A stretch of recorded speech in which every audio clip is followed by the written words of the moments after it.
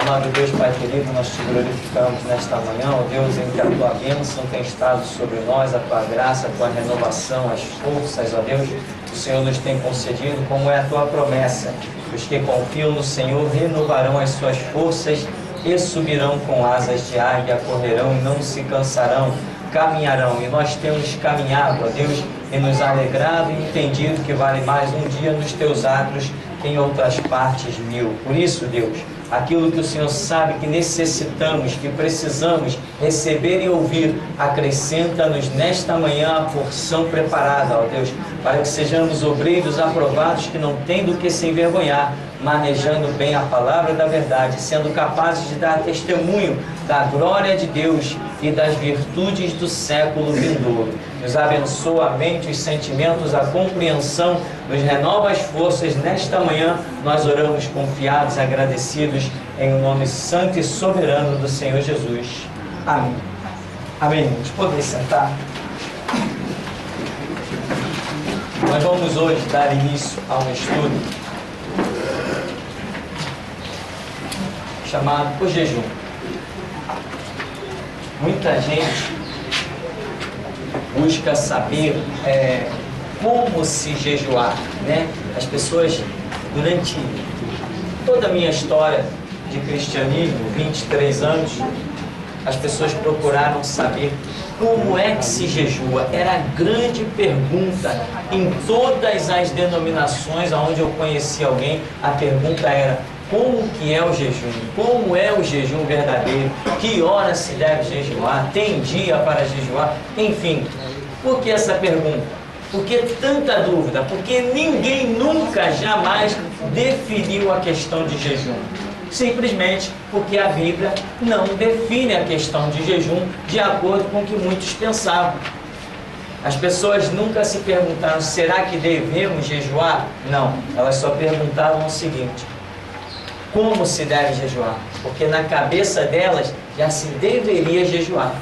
Mas na doutrina de Jesus Cristo, nós não encontramos regras para jejum. Nós vamos examinar alguns textos bíblicos, porque a grande polêmica desse assunto é devido à disponibilidade de gráficas erradas e má interpretação de contextos. Por exemplo, logo que você abre aí a apostila, depois da matéria de tipologia que tivemos na semana passada, você se depara com uma xerox. Isso é uma xerox, você está vendo aí, da própria Bíblia. Diz o Testamento de Jesus Cristo, traduzido em português por João Ferreira de Almeida. Aí diz, versão revista e atualizada no Brasil. Aí entre colchetes com uma setinha diz: o conteúdo entre colchetes é matéria da tradução de Almeida, que não se encontra no texto grego adotado. Ou seja, existiu um texto do original grego, sendo que esse texto não continha essas citações que nós veremos a respeito do jejum. E aqui diz, né, o conteúdo entre colchetes.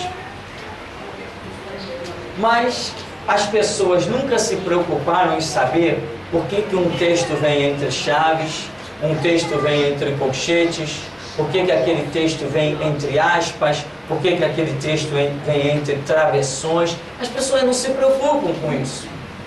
As pessoas simplesmente estão lendo a Bíblia, né? Como aquele doido disse uma vez lá na rádio, né? Ah, tudo que está na Bíblia é bíblico. Claro, tudo que está na Bíblia é bíblico, mas e a interpretação não existe? Eu não estou diante de um texto, eu não estou diante de coisas escritas. No colégio nós não estudamos interpretação de texto. Se existe a matéria interpretação de texto, significa que eu preciso aprender técnicas que me levarão a interpretar o texto. Senão eu não precisava dessa matéria de interpretação de texto. E cá entre nós, quem de nós já não levou um zerozinho nessa matéria? Era a matéria que eu via as pessoas arrancando os cabelos. Ninguém tirava 10 na interpretação de texto, mas está ali, o texto está diante de você. Por que você não consegue interpretar ele? Porque não é tão fácil assim interpretar um texto como muita gente pensava.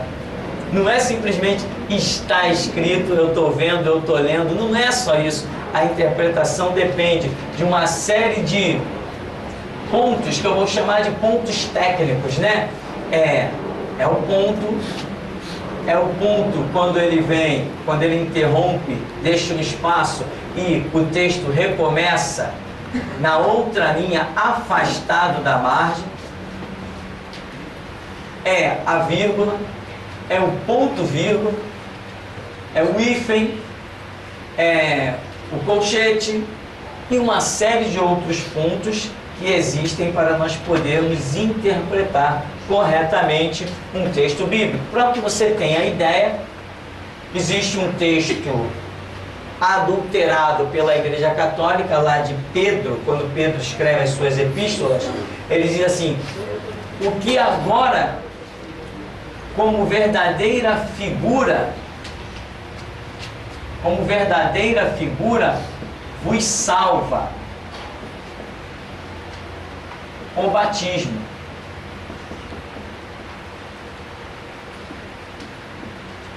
Aí ele continua o seu texto. A Igreja Católica fez o seguinte: verdadeira figura vos salva, o batismo. Então dá a entender que o batismo salva. Muita gente interpreta dessa maneira. Mas o original diz: o que verdadeira figura vos salva, vírgula, o batismo não do arrependimento. Quando Pedro vem explicando uma série de situações. Então, quando lemos na tradição verdadeira, está claro que batismo não salva. Mas quando lemos na tradução católica, dá a entender de que Pedro estaria dizendo que o batismo salva, quando na verdade Pedro não está dizendo que o batismo salva. Qual a diferença do texto? Uma vírgula, mudando toda uma doutrina e toda uma história. Tem um outro texto que, quando Jesus está na cruz, ele diz assim: em verdade, quando ele fala para aquele ex-ladrão, em verdade te digo, né? Hoje, em verdade te digo hoje, vírgula, estarás comigo no paraíso. Tradução das Testemunhas de Jeová. Em verdade te digo hoje, estarás comigo no paraíso. Quando que ele vai estar no paraíso? Ninguém sabe. É futuro. Estarás comigo no paraíso. Em verdade te digo hoje, vírgula, estarás comigo no paraíso. Quando? A versão verdadeira diz: em verdade te digo que hoje mesmo estarás comigo no paraíso. A versão da Testemunha de Jeová retirou o que? Retirou o mesmo, jogou uma vírgula e colocou o estar no paraíso como aquilo que eles acreditam de uma restauração da terra e que o paraíso será um paraíso terreno. Baseado nesse versículo, jogou uma vírgula, mudou toda a história. Por quê? Porque estes símbolos fazem parte da interpretação bíblica. Então, os símbolos estão aí na sua Bíblia, na minha Bíblia, em várias versões, e você tem que saber por que eles estão aí. Quantos já se deram o trabalho de ler a primeira página da Bíblia, não da Bíblia, da gráfica, né? Sempre que você vai começar a ler um livro, você tem que consultar o começo dele, a primeira página, ou a última página. Nesses dois lugares você vai encontrar informações do conteúdo em si do livro. Por que algumas letras aparecem chamada caixa alta, em maiúsculas, algumas palavras? Por que algumas palavras, mesmo não dando início a uma frase, não sendo o início de um parágrafo, ainda assim ela vem com letra maiúscula? Por quê? Essas informações você precisa captá-las no começo ou no final do livro. Se você não tem essas informações, a sua interpretação daquele texto não será 100%. Português, interpretação de texto, não é coisa tão fácil como muita gente supõe por aí, né? Não, eu li, está escrito na Bíblia. Ó, o Filipe, né, perguntou para o eunuco: entendes tu que lês? E ele disse o quê? Como entendereis se não há quem me explique? Ou seja, estou precisando de um professor aí, meu amigo. Dá para quebrar o galho? Lá tá. Então ele disse: não, entendo, estou entendendo, está escrito aqui. Não é só o está escrito aqui. Tanto que Jesus perguntou assim, ó: na vossa lei está escrito, como vocês interpretam? Jesus não usou essa indagação? Disse para os judeus: está escrito na vossa lei, como vocês interpretam? Uma coisa é o que está escrito, e outra coisa é o que nós interpretamos. Por causa dessa má interpretação, nós temos ouvido e temos visto o Evangelho ser massacrado por besteiras e ignorância durante centenas de anos. É o não pode cortar o cabelo, né?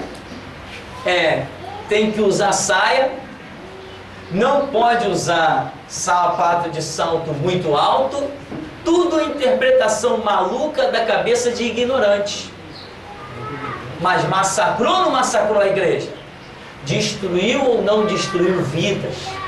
Impediu ou não impediu pessoas de entrarem no reino de Deus? Exatamente como Jesus disse para os hipócritas fariseus, né? Vocês não entram e nem deixam os outros entrar, porque lançam fardos pesados sobre as pessoas. Então, interpretação de texto é algo importante. Você saber o livro, entender o livro que você tem em mãos, é de suma importância. Se você não compreender bem como interpretar este livro, o seu entendimento vai ficar muito problemático. Então, nós temos aí duas xerox. Uma você observando em cima é Mateus 17, a outra é de Marcos capítulo 9. E aqui, lá em Mateus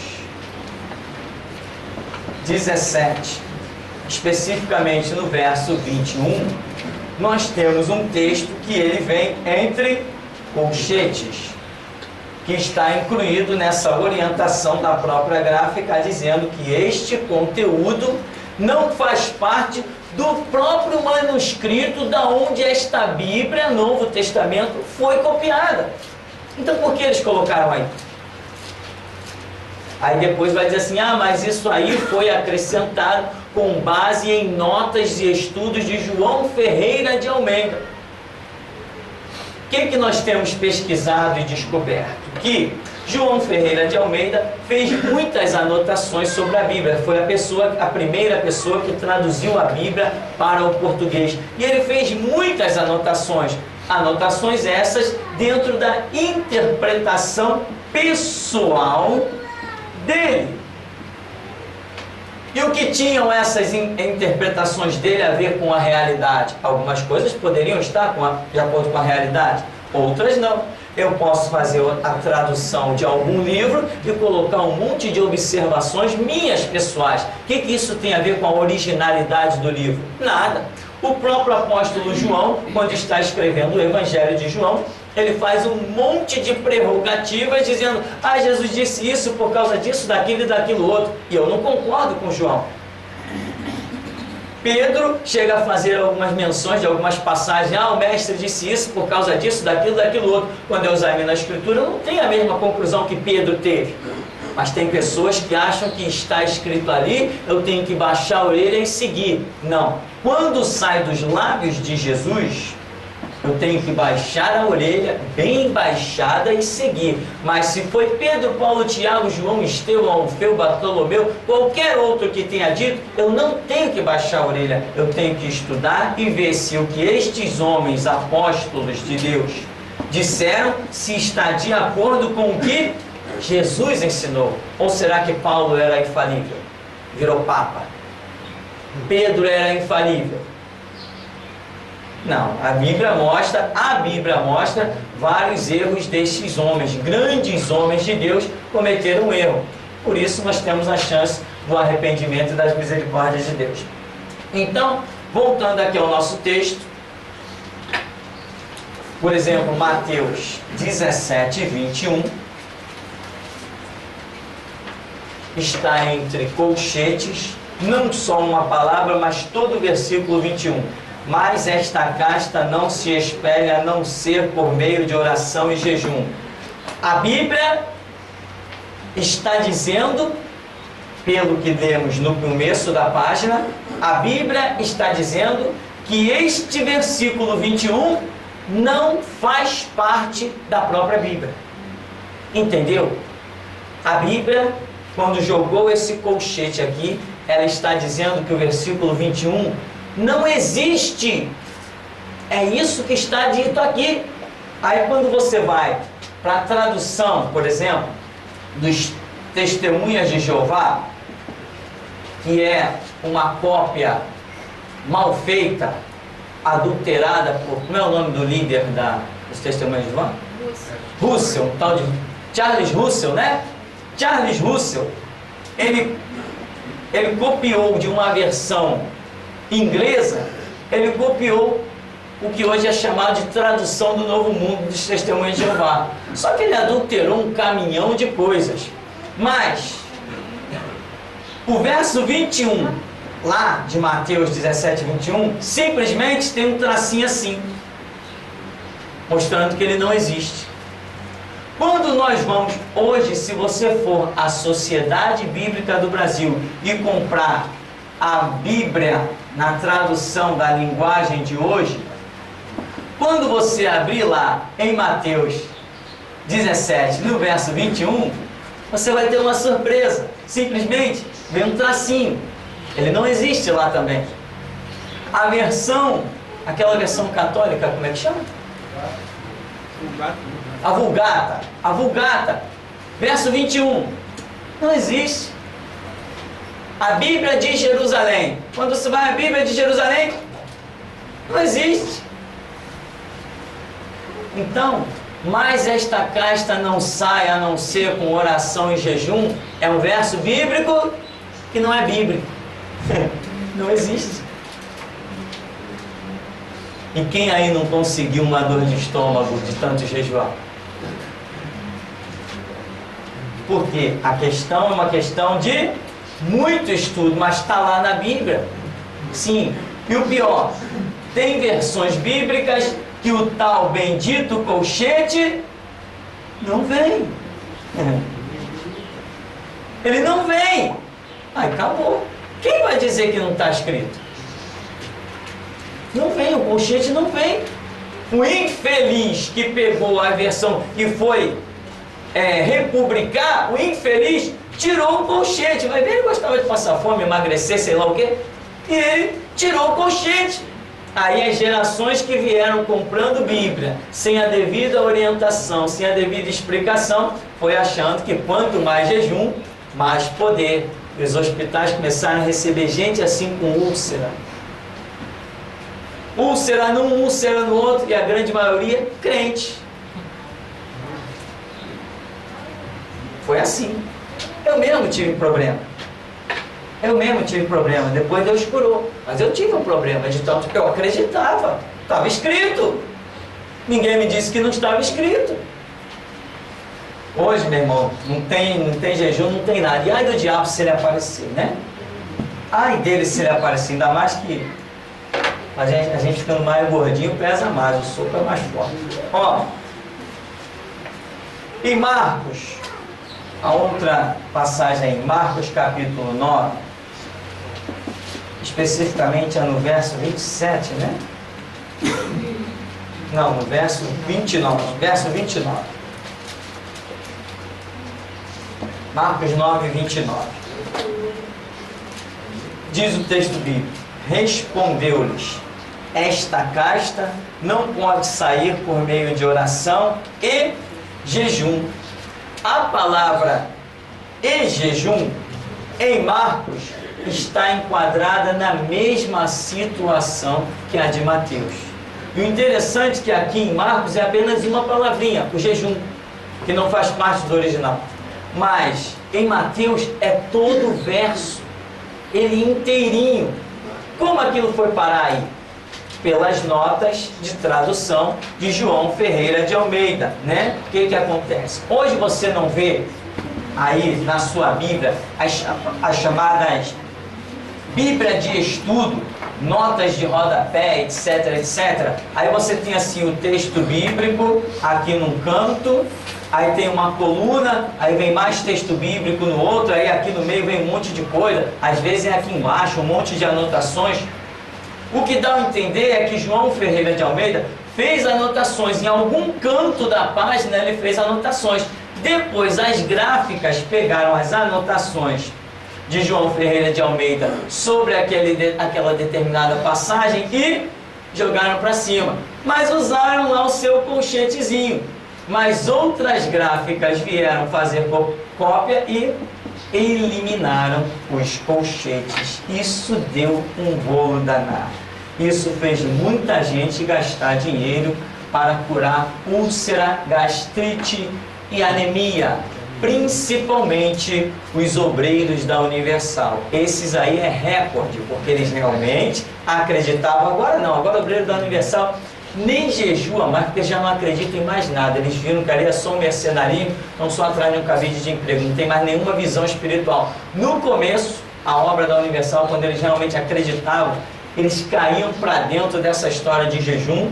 Inclusive teve um pregador aí que até disse assim: não tem povo de maior fé do que esse povo da Universal. Nunca vim para jejuar como eles. Eu também não. Então, a fé deles e o jejum deles é inútil. Ah, mas Deus não vai honrar? Por quê? Quem foi que disse que Deus tem que honrar a ignorância de alguém? Não, mas eu fiz, eu também fazia. E o que Deus me honrou foi deixar eu ter um problema de estômago. Ele não é obrigado a atuar na minha ignorância. Depois, buscando, ele teve misericórdia e me curou. Mas muitos têm baixado ao leito de hospital com esses problemas ocasionados por jejum. Anemia, gastrite e úlcera é a herança do jejum, porque biblicamente jejum não existe como autoridade, né? Poder, né? Expulsar demônio. O jejum não traz este efeito. Mas, pastor, a nação de Israel, ela jejuava. Sim, ela jejuava quando Nínive jejuou. Nínive jejuou, sim. Quando? Em que situação? Deus perdoou Nínive por causa do jejum dela? Foi? Se eles tivessem jejuado e continuado a ser aquele horror que Deus ia condenar, eles teriam escapado? Foi o jejum de Nínive que livrou eles da condenação? O meu jejum me livra de alguma coisa? A Bíblia diz: jejuai-vos porque é chegado o reino de Deus? Ou a Bíblia diz: arrependei-vos porque é chegado o reino de Deus? A Bíblia diz: jejuai e Deus perdoará o teu pecado? Ou a Bíblia diz: se confessarmos os nossos pecados, Deus nos perdoará e nos purificará de toda injustiça? Então, má interpretações é o que nós temos sido vítimas ao longo da história. Coisas que nesses últimos dias, né? Semelhante aos 21 dias que Daniel esperou pelo anjo, Jesus voltará nesse século 21, então todas as coisas estão sendo trazidas à tona. A nação de Israel jejuava. Quando? Quando vinha diante de si uma calamidade. Esse é o contexto do jejum na nação de Israel. Nunca se viu um judeu jejuando para expulsar demônio, para ter poder ou autoridade. Nunca se viu no contexto bíblico. Por exemplo, Esther. No livro de Esther, né, tão conhecida aí por causa de uma minissérie televisiva, Esther convocou os judeus de Suzã para um jejum. Minha primeira pergunta: Deus mandou proclamar um jejum? Não, Deus não. Longe disso. Deus não. Esther, sim. Ora, vamos proclamar um jejum? Foi o que? 3 dias, né? Vamos proclamar um jejum, porque eu vou ao rei, e se eu tiver que perecer, perecerei. Se eu tiver que viver, eu viverei. Mas eu vou fazer alguma coisa. Agora, vamos proclamar um jejum. Qual o contexto? Os judeus seriam todos mortos. Nós estamos de um contexto de calamidade. Nínive jejuou, tá bem. Qual era a promessa? O que Jonas disse? Deus vai destruir isso aqui. Então estamos diante de um contexto de calamidade. Sempre que o contexto é calamidade, o que acontece? O povo entra em contrição, e para demonstrar, Deus não pediu jejum em Nínive, Deus não pediu jejum em Suzã, com o rei Assuero, lá Esther. Deus nunca pediu à nação de Israel jejum. Não há nenhum contexto, não existe na Escritura nenhum mandamento para que o povo jejue nem um dia sequer. Quando Deus criou Adão, não deu a ele nem um dia para jejuar. Ao contrário, tá aí Adão, come, bebe, folga, vive a tua vida. Então, quando o contexto era calamidade, a nação de Israel caía em pranto e em jejum. Eles achavam que dessa forma iam demonstrar a sua contrição diante de Deus. Mas alguma vez Deus disse, vi o teu jejum e desci para te livrar? Vi o teu jejum e vim te dar livramento? Nunca! Não existe nenhuma passagem bíblica em que Deus tenha demonstrado atentar para o jejum. Mas ao contrário, Ele diz, atentei para a tua oração, atentei para o teu arrependimento e etc, etc. Nunca para o jejum. E muitos cristãos estão por aí acreditando que jejuaram. Eu jejuei, eu me sacrifiquei, Deus vai ter que me dar. O jejum virou para muitos um auto-sacrifício. Então ele acha que ele tem que ser recompensado. Opa, se eu acho que eu tenho que ser recompensado por um sacrifício meu, então eu já não estou debaixo da graça. Aí é que está o perigo sério. Se eu tiver atitudes que me tirem debaixo da graça, eu estou frito. Acabou para mim. Porque a Bíblia diz, pela graça sois salvos. Isto não vem de vós, é dom de Deus. Não vem das obras, para que ninguém se glorie. Então, se eu sair debaixo da graça, aí eu estou perdido. O que é graça? É eu olhar para o sacrifício de Cristo, para o sangue de Cristo derramado, eu credibilizar este sangue, esse sacrifício, e ir adiante. Mas se eu não consigo ir adiante só olhando para Cristo, eu estou perdido. Estou terrivelmente perdido. Não, eu jejuei, agora eu tô justificado diante de Deus. Opa, eu anulei o sangue de Cristo pelo meu jejum, pelo meu sacrifício, pelo meu autoflagelamento, seja lá o que for. Então eu caí da graça, aí mesmo que eu estou perdido. Quando eu ajo por fé, significa que eu estou credibilizando a cruz de Cristo, a sua obra redentora em meu favor. Mas se eu não agir por fé nesse contexto, se eu quiser fazer alguma coisa, como por exemplo me sacrificar para me achar justificado diante de Deus, se a minha fé estiver dependendo do meu sacrifício, da minha flagelação, eu estou perdido, eu não estou vivendo a graça. Eu estou criando uma própria lei para o meu ser, para a minha estrutura, e eu vou obedecer. Deus não vai anular o sacrifício do seu filho para atentar para o meu sacrifício. Longe dele tal coisa. Até mesmo, pastor, quem jejua, antes de entregar o jejum, vai dobrar o joelho e orar. Então o que vale é a oração, não é o jejum. O jejum não presta para nada. Por que tem que orar? Então só faz o jejum e não ora. Exatamente. Espera a bênção. Justamente uma vez uma pessoa falou assim para mim, não, mas eu já consegui muitas coisas através do jejum. Eu falei assim, vem cá, e por acaso quando você jejua, você ora também? Não, oro, claro. Eu falei, então, o que Deus olhou? O teu jejum ou a tua oração? A pessoa falou assim, não, Deus olhou os dois.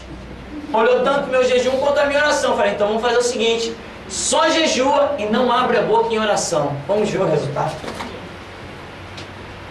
Vamos ver se Deus vai olhar mesmo para o teu jejum. Deus não opera por regra que Ele não tenha criado.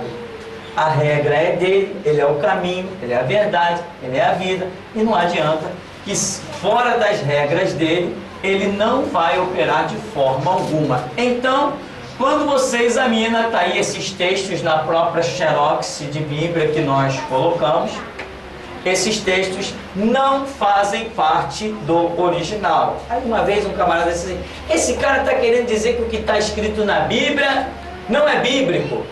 Um louco aí disse isso. Negativo, ao contrário. Eu estou querendo dar a correta interpretação daquilo que está escrito na Bíblia. É isso que eu estou querendo fazer. Então, não está aqui? Os colchetes, etc, etc. Está aqui entre colchetes, está aqui entre colchetes. A versão é a revista aí atualizada no Brasil. Não é nem uma versão muito antiga. Aqui não diz o ano dessa versão, mas a versão revista e atualizada, ela é moderna.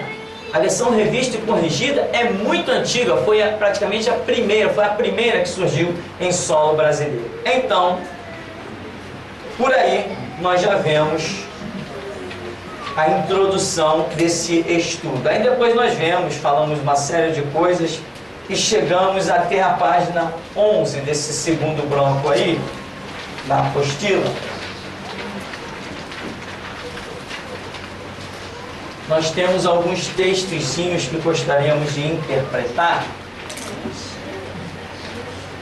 Eu estou procurando deixar as coisas mais detalhadas nos nossos estudos, porque esses estudos estão indo para além das fronteiras e como as pessoas não vão ter a oportunidade de estar me fazendo certas perguntas, né?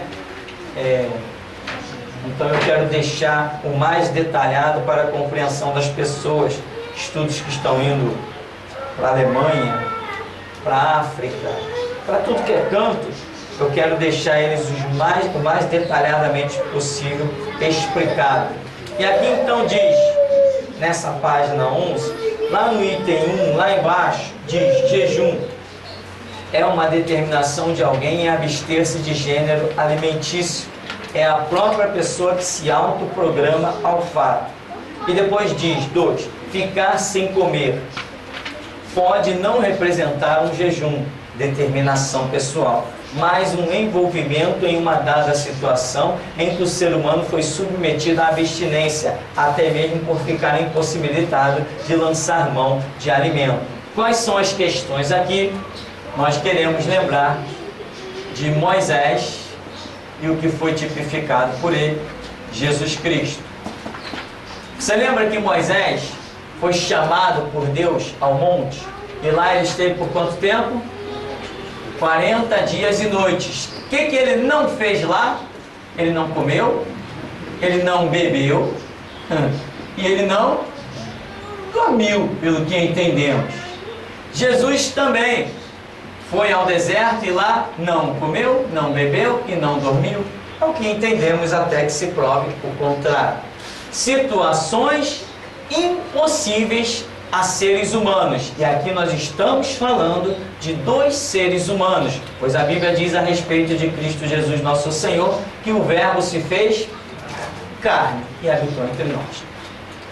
Essas 2 situações, as pessoas dizem, mas Moisés jejuou e Jesus jejuou. Aí quando se examina a respeito de Jesus, o Evangelho de Mateus, um bom judeu, ele diz assim, e naqueles dias em que Jesus foi levado pelo Espírito Santo, veja que ele foi levado, conduzido pelo Espírito Santo ao deserto, ele jejuou durante 40 dias e noites.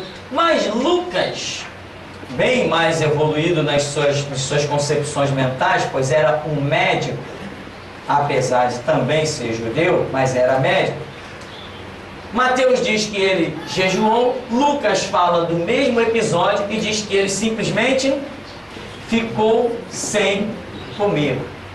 Ora, existe diferença para alguém que jejua e alguém que fica sem comer? O produto final é o mesmo, estômago vazio. Esse é o produto final, é igual. Mas o que leva a pessoa a isso São dois caminhos diferentes. Aqui, Mateus diz, jejuou. Ora, se ele jejuou, então ele teve a intenção de ficar sem comer. A intenção de ficar sem comer é chamada jejum. Mas aqui Lucas diz, ele ficou sem comer, mas não diz que ele jejuou, ou seja, ele não teve a intenção, mas ele foi levado pelo Espírito ao deserto, chegou no deserto, não tinha o que comer, não tinha o que beber, e ali Jesus fica, levado por uma situação em que ele não tem recurso, num deserto. Assemelhou-se a quem? Assemelhou-se a Moisés, em que Deus diz assim, Moisés, Deus dizia constantemente, Moisés, sobe o monte que eu quero falar contigo. Tá bom, Moisés subiu o monte, Deus falava, no mesmo dia ele descia. Moisés, sobe o monte que eu quero falar contigo. Moisés subiu o monte, Deus falava e ele descia. De repente Deus diz assim, Moisés, sobe o monte que eu quero falar contigo. Moisés sobe o monte, não desce mais. 40 dias, 40 noites, sem comer, sem beber, sem dormir. Moisés se programou? Moisés teve a intenção de fazer um jejum? Não. Durante esse tempo em que Deus fala com Moisés, dá as tremendas revelações das coisas que seriam edificadas, tabernáculo, arca da aliança, como ia conduzir o povo. Quem sabe se ali Deus não deu revelações a Moisés sobre a criação do mundo, como ele narra em Gênesis. Não sei o que Deus mostrou ali a Moisés nesses 40 dias e 40 noites. Mas Deus convocou Moisés a um jejum? Não. Moisés disse que ia jejuar? Não. Ele subiu o monte com essa intenção? Não. Então, Moisés ficou sem comer, igual a Lucas fala a respeito de Jesus. A interpretação de Mateus está errada quando ele usa a palavra jejum, porque Jesus ali não teve intenção nenhuma de jejuar. Deus sustentou Moisés 40 dias, como sustentou Jesus 40 dias nessa situação, tremenda. Deus sustentou pelo seu poder. Ele operou ali com o seu transcendentalismo, ou seja, é aquela capacidade de Deus de exceder a toda regra. Nós podemos ficar 20 dias sem comer? Não. Mas Deus pode nos sustentar 20 dias sem comer? Sim. Foi o que Deus fez com Moisés. Nós temos condições de ficar 40 dias sem comer? Não. Sem beber água? Aí então nem se fala, Um dia sem beber água, eu acho que já estamos desmaiando, que dirá 40 dias. E sem dormir?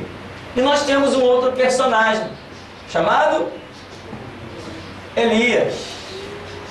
Elias, acorda, come e bebe, porque longa é a tua caminhada. Elias acordou, comeu, bebeu, e com a força daquela comida caminhou 40 dias.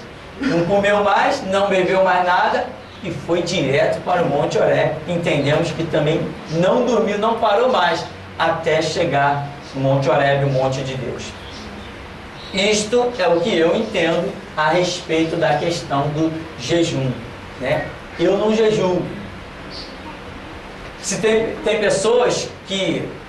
Eu conheci o caso de um pastor que ele parece que todo domingo ele jejuava. Isso para você entender o que é uma sugestão na mente. E como o próprio diabo, ele tenta atingir a sua fraqueza psicológica. O pastor jejuava todo domingo. Era regra. Um belo dia, inventaram um almoço lá de família e ele, naquele dia, ele não jejuou. Foi almoçar, churrasco, sei lá o quê. Acabou que, no período da tarde, chamaram ele, pastor. Aí ele foi lá socorrer alguém. Era uma pessoa endemoniada. Quando ele apareceu, o demônio foi logo dizendo para ele, hoje você não me expulsa, que hoje você não jejuou. Aí ele falou assim, sim, quem te expulsa? É o meu jejum ou o meu Jesus? Entende? Tudo é uma questão de entendimento. O inimigo sugestiona, e como tem sugestionado e tem destruído um monte de vidas por aí. A sugestão do diabo tem derrubado muita gente. Você está fraco, você não jejuou, hoje você não conseguiu jejuar. Já viu aquelas pessoas que têm aquele esforço? Não, hoje eu vou jejuar. Aí acordou 8 horas, deu 8h30, já está doida, por um cafezinho, por um pão. Aí deu 9 horas, a pessoa não suporta mais. Vai lá, bebe água, come e tal. Aí daqui a pouco vem a sugestão do diabo. Ah, você é fraco.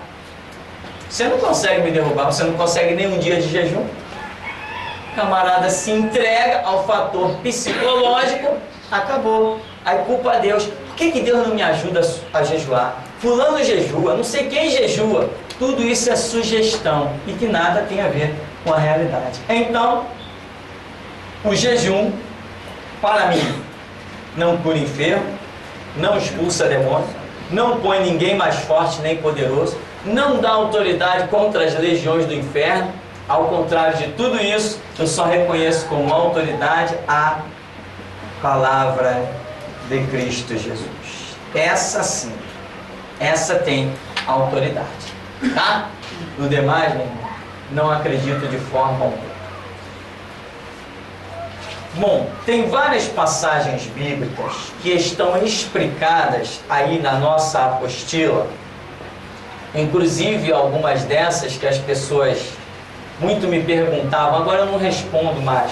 Quando me mandam perguntas a respeito desse estudo na internet, pessoas querendo questionar esse estudo, eu simplesmente não respondo mais. Por quê? Eu estou vendo que a pessoa já está tão morta que ela nem leu o estudo. Aí ela diz assim, mas pastor, no livro tal, no capítulo tal, está escrito não sei o que tal. Aí ela menciona. E também não sei aonde mais, está escrito também não sei o que. Ela menciona. Esses textos que as pessoas normalmente mandam para mim, são textos que aí no próprio estudo da apostila já está explicado. Só que a pessoa não leu todo o estudo para depois tentar questionar. Ela mal vê o título do estudo, o fim do jejum, que está na internet, e ela já quer questionar. Quando eu vejo que a pessoa sequer leu o estudo, eu já nem respondo mais. Não respondo, simplesmente não respondo. Porque se tivesse interesse real de aprender, ia pelo menos ler o estudo todo, ia ver já o que eu digo a respeito daquelas passagens bíblicas que ela está questionando. Outro detalhe, para nós finalizarmos, não vamos observar todos os detalhes, o estudo aí é muito grande, mas apenas um detalhe que me chamou a atenção, depois que eu concluí esse estudo, uma pessoa mencionou a seguinte frase, falou assim, e engraçado, em Efésios, capítulo 6, na chamada armadura de Deus, Paulo fala um monte de coisa, mas não fala de jejum. Eu falei, interessante. Se o jejum é tão importante para dar unção, autoridade, poder, por que Paulo, naquela revelação que nós vemos que é Efésios capítulo 6, a armadura de Deus, é uma revelação poderosa em simbologias, tipologias e uma série de outras revelações tremendas que tem ali, por que ele não recebeu nenhuma vez jejum como parte de nem um dedinho da armadura? Ele fala do capacete com a sua simbologia, da espada com a sua simbologia, do cinturão, do peitoral, das botas. Ele fala de um monte de coisa com a simbologia da armadura e da guerra. Mas a palavra jejum sequer não aparece nenhuma vezinha. Então, mais um detalhe para nós podermos parar e pensar. No demais, nós temos a seguinte visão. Aqui, ninguém deve ou não deve fazer, nem deixar de fazer absolutamente nada. A Bíblia diz que cada um anda segundo a fé que alcançou. E fé para mim é igual, no meu dicionário, fé é igual a conhecimento. E conhecimento para mim é igual a dedicação. Nem todos se dedicam à mesma coisa. Tem gente que contenta-se em apenas pegar a sua Bíbliazinha, ir para a igreja, chega em casa, joga lá para qualquer canto, no outro dia de culto, vai lá, pega ela, traz para a igreja. O pastor hoje leu um versículo até abençoado, leu um capítulo inteiro. Hoje eu estou mais alimentado do que nunca, né? Tem gente que é assim. Então, alguém quer jejuar? Bom jejum. Não quer jejuar? Não jejue. Eu apenas estou passando aquilo que eu acredito que seja conhecimento de Deus, e cada um ande segundo o conhecimento ao qual se dedicou. Amém? Perguntas para encerrarmos? Queria confirmar essa questão da calamidade, que na profecia de Joel, ela salienta que as calamidades eram juízos do Senhor, né? Os conceitos de ruína, arrependimento e também de restauração, porque em Joel 2,12, o Senhor ele convoca a nação de jejum, falando que ainda assim, agora mesmo, diz o Senhor, convertei-vos a mim de todo o vosso coração, e isso com jejuns, com choro e com pranto. Quer dizer, o texto está dentro de um contexto geral. Isso, exatamente. Não está falando de calamidade. O contexto aí, poderoso, quer dizer, Deus está trazendo um juízo, demonstrando um juízo fortíssimo. Ele está falando agora, faz tudo isso aí, ó. Convertam-se, veja bem, convertam-se a mim. Convertam-se. E pode ser com jejum, né? Com pranto, choro e outras coisas mais. Exatamente. Qual é o contexto?